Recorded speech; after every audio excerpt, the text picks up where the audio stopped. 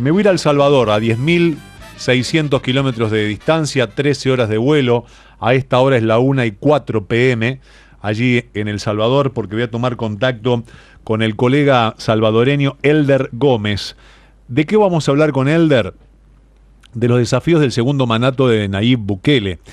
También sobre las claves de este segundo mandato, los aciertos y las controversias y todo lo que, y alguna similitud y algún consejo que ha tenido para con la Argentina. Elder, ¿cómo le va? Sebastián Shapiro lo saluda aquí en Duplex, en LU2 de Bahía Blanca. Gracias por atenderme. Buenas tardes, Sebastián.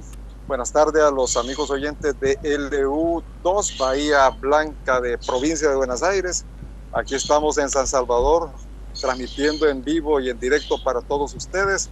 Y bueno, estamos aquí abiertos a las preguntas que ustedes tengan para los oyentes de Bahía Blanca. Bueno, ¿cuáles fueron los principales aciertos de Nayib Bukele que lo erigieron como una figura que se afianzó, que restableció el orden, después vamos a ver de qué forma, y que ahora va en camino de su segundo mandato? Bueno, la principal carta de presentación del presidente Nayib Bukele fue el combate a la delincuencia, que era un problema que ya tenía de rodillas a todos los salvadoreños, que ya no había una libre movilización de todos los salvadoreños. Y cuando digo de todos, es de todos, porque ya nadie podía moverse de una comunidad a otra porque estaban controladas por pandillas. Ya la gente, incluso parientes que tenían viviendo al otro lado de la calle, a otros, sus parientes no los podían ir a visitar porque estaban controlados por diferentes grupos de pandillas y corrían el riesgo de ser asesinados. Entonces, ese ha sido el principal logro del presidente Nayib Bukele. ¿Cómo lo logró? El combate a la delincuencia. Bueno, lo logró. Este fue un proceso que comenzó después de una matanza que hicieron los pandilleros en un lapso de 48 horas aproximadamente, que mataron 87 personas. Algunos medios de comunicación hablan de una fallida negociación entre pandillas y gobierno. Eso el gobierno no lo ha confirmado, pero tampoco lo ha desmentido, y que a raíz de esa falla fue que los pandilleros reaccionaron y mataron a estas casi 100 personas aquí en alrededor de 48 horas. Pero a raíz de esa situación, el gobierno pidió a la Asamblea Legislativa la aprobación de un estado de excepción, con el cual ha combatido a las pandillas. Es un estado de excepción selectivo, porque no es un estado de excepción que abarca todos los componentes que debe tener esta medida, esta disposición legal, esta arma que tienen los estados, sino que es un estado de excepción selectivo destinado especialmente a combatir a las pandillas. Y de hecho así se ha hecho, pues. Son alrededor de 78,000 pandilleros los que están recluidos en el centro de confinamiento para el terrorismo, que está situado aquí en el centro del país, en Tecoluca, en San Vicente, en el centro de El Salvador. Ahí están recluidos todos esos pandilleros que han sido capturados desde entonces. El Congreso aprobó por 24 veces el régimen de excepción la semana pasada. Claro. Son 24 veces las que el Congreso ha aprobado este régimen de excepción. Se ha explicado por parte de las autoridades que este régimen de excepción se mantiene para combatir los remanentes de los grupos, porque incluso se ha hablado de alguna reorganización de esos grupos terroristas. Así han sido tipificados aquí en El Salvador. Elder, más allá le quiero preguntar esto, más allá del tema de seguridad que lo ha explicado muy bien, en materia económica, social, todo lo que hace a la vida de los salvadoreños, ¿también ha mejorado con el gobierno de Bukele? Bueno, los salvadoreños tenemos la esperanza de que esa situación se mejore, ¿verdad? Porque sí hay un desempleo galopante aquí en el país. que se viene arrastrando de años y que en los últimos años también se ha acrecentado, pues, o sea, es una secuencia que viene, es una ola de desempleo que se viene arrastrando desde principios desde el fin de la guerra prácticamente, desde 1992. Eso se ha venido incrementando, pero ningún gobierno ha hecho nada por combatir este flagelo que está afectando a los salvadoreños. En cuanto a la situación económica, creo que todos estamos afrontando crisis económicas por el hecho que es una situación global, ¿verdad? Pero también hay componentes locales que están afectando la economía, en este caso de los salvadoreños. El encarecimiento del costo de la vida, ¿verdad? Con un salario mínimo de $365 y la canasta básica de $600 para arriba. Sí, como pasa acá. Desequilibrio allí. Como pasa acá en Argentina, muy similar. Muy similar. Es similar, es que casi todos los países, no sé, no puedo hablar de Europa, pero en Latinoamérica más o menos he estado empapado un poco de las informaciones y veo que es similar todo, sumado a la crisis económica mundial, ¿verdad? Que está afectando incluso al padre del capitalismo, que son los Estados Unidos. A la gente allá pues también está siendo afectada por el encarecimiento del costo de la vida. Tal cual. Elder, cuando uno habla de Nayib Bukele, habla de alguien que restableció el orden, también fue cuestionado por sus formas, pero muchos dicen, bueno, pues goles son amores, y si esta era la forma para que los salvadoreños vivan mejor, algunos lo celebran y otros lo cuestionan, como pasa siempre están las dos campanas. ¿Cuáles fueron los puntales más importantes por lo cual, independientemente de esto de restablecer el orden y de poder controlar a los grupos terroristas, después para que le den la llave para su segundo mandato, y cuáles son los compromisos que ha asumido en tal sentido? Bueno, el principal componente que le dio el segundo mandato al presidente Nayib Bukele ha sido la seguridad.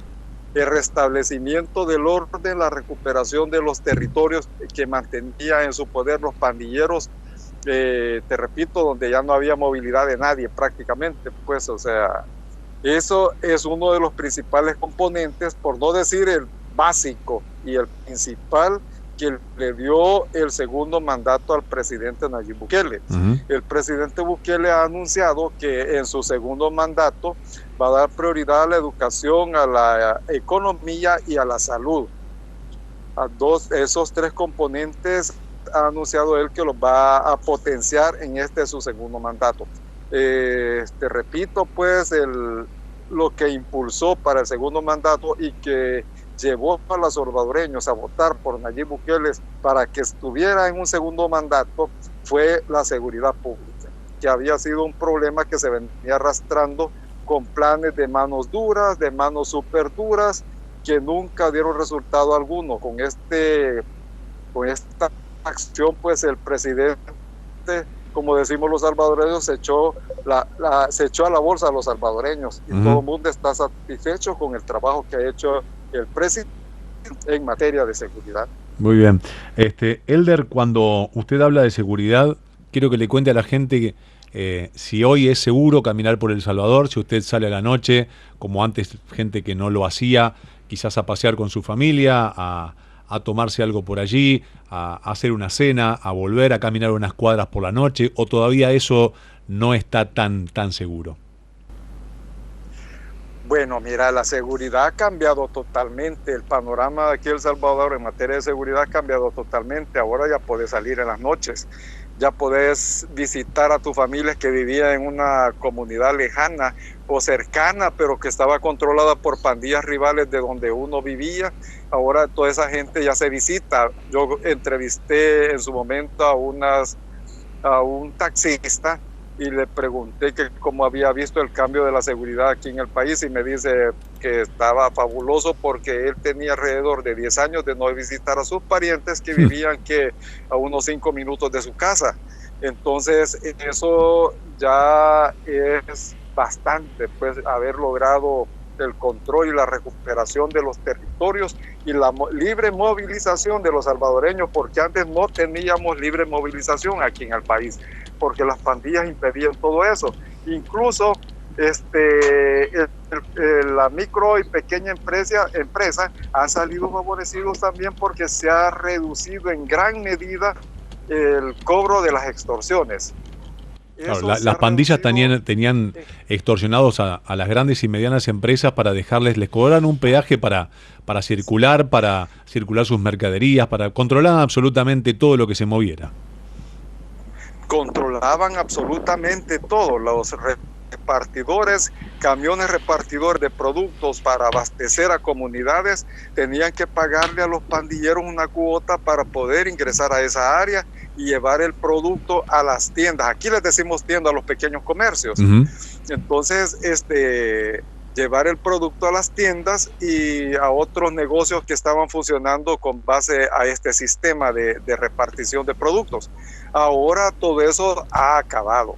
Ahora ya la gente, pues, y los comerciantes, las grandes empresas, porque estas eran las grandes empresas las que aún mantienen este sistema de transmisión de productos a comercios pequeños, han salido favorecidos. Pues ahora ya se puede uno movilizar en la noche tranquilamente, ya los salvadoreños andan aquí libres, porque antes nos manteníamos esclavos prácticamente, y te lo digo así porque hasta yo tenía que tomar medidas para movilizarme de un sitio a otro por la misma situación de inseguridad que había, porque uno corría el riesgo de que los pandilleros te pudieran matar, porque te revisaban, incluso si llegabas a un sitio, a una colonia, digamos, a una comunidad cercana que estuviera controlada por una pandilla rival a la de uno, donde uno podía vivir, te pedían el documento único y de identidad, o sea, la identificación, para ver de qué colonia venías. Y si llegabas a ese lugar de una colonia donde estaban los rivales de esos pandilleros, pues corrías el riesgo de que te secuestraran o te mataran. Lo más seguro era lo segundo, que te mataran, ¿verdad? Te desaparecieran, porque los pandilleros están acusados de haber asesinado a un poco más de 100,000 personas en estos 30 años después de la firma de los acuerdos de paz, más muertos que los causados en la guerra civil de El Salvador, que concluyó en 1992 y que duró 12 años.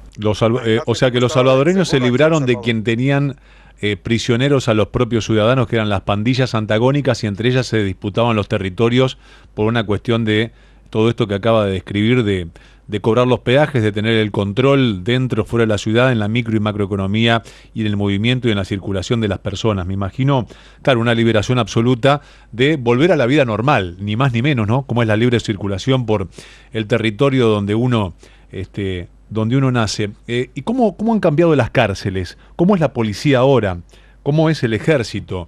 Porque uno ha visto en circulación un montón de videos que ven a las cárceles cómo han cambiado, cómo es cómo los tienen agrupados, y cuáles es la vida que llevan estos delincuentes. Cuéntenos en primera persona cómo ha visto esa transformación y qué es lo que se sabe hoy día sobre este cambio dentro de las estructuras y también del paradigma del trato. Bueno, en las prisiones todo ha cambiado, como lo has dicho, por el hecho de que estamos en un régimen de excepción y se están aplicando las medidas del régimen de excepción a los presidiarios. El asunto es de que acordémonos que un presidiario pierde prácticamente todas las garantías constitucionales en un país. Entonces ahora se han, redoblado todas esas medidas de seguridad, y el trato que reciben pues es el trato que que debe recibir un prisionero en este caso, ¿verdad? Sobre todo en el caso de los pandilleros, responsables, te digo, de más de 100,000 muertes aquí, que deambulaban libremente e impunemente por El Salvador. Entonces las medidas carcelarias se mantienen incluso el bloqueo a la señal telefónica para evitar de que las personas que están recluidas ahí se puedan comunicar con el exterior. O sea, todo lo relacionado al internet está obstruido en las cárceles. Uh-huh. El centro de confinamiento del terrorismo, que es la prisión más grande de aquí de América Latina, ese tiene otro tipo de medidas un poco más drásticas contra los pandilleros, porque ahí están recluidos la mayor parte de pandilleros en ese sector. Entonces, ahí sí las medidas son más drásticas. Ellos duermen así en camas metálicas, no hay colchones, no hay nada, y todo está bien controlado ahí porque todo tiene videovigilancia. Es un perímetro grandísimo, la seguridad electrónica, la seguridad física por parte de los agentes de seguridad de los presidios, del ejército, en fin, esa prisión sí está más custodiada y más controlada. Uh-huh. Bueno, el mandato de Bukele sigue como un mandato de excepción, ¿verdad? Tuvo 67 votos a favor, solamente 9 en contra, y esta orden está vigente durante 30 días. Cuando expire este plazo de 30 días, ¿qué va a pasar? Lo más seguro es que lo vuelvan a prorrogar, porque así ha estado operando el Congreso. O sea, el Congreso ha aprobado por 24 veces el régimen de excepción. Como te repito, la semana pasada aprobaron esta vigencia del plan de contingencia que tiene el gobierno para combatir la delincuencia, y lo más seguro es que cuando terminen los 30 días vuelvan a aprobar el régimen de excepción los diputados que son oficialistas. Y también aquí, como nuevas ideas, el partido del presidente obtuvo la mayoría de diputados en la Asamblea Legislativa. Lo más seguro es que prorroguen nuevamente el régimen de excepción. La justificación que ha dado el presidente Nayib Bukele ha sido para combatir los remanentes de los grupos delictivos, principalmente de las pandillas, porque para eliminarlas totalmente, pues en alguna medida, o hacerlas operar de otra manera, ya no así como estaban operando antes, que tenían control de todo. Entonces, por eso es que el presidente solicita al Congreso la aprobación de la prórroga del régimen de excepción aquí en el país. Tal cual. Por 24 veces. ¿Y la ciudadanía salvadoreña se va a poder en algún momento expresar a través de las urnas? Bueno, mira, aquí la gente se ha expresado a través de las urnas. Uh-huh. Hace poco tuvimos elecciones el 4 de febrero y el 3 de marzo. Elecciones presidenciales el 4 de febrero y las elecciones municipales fueron el 3 de marzo pasado. Entonces, la gente, aquí no hay yo, por lo menos lo que yo he presenciado y lo que yo he visto, no se está coartando ninguna otra libertad.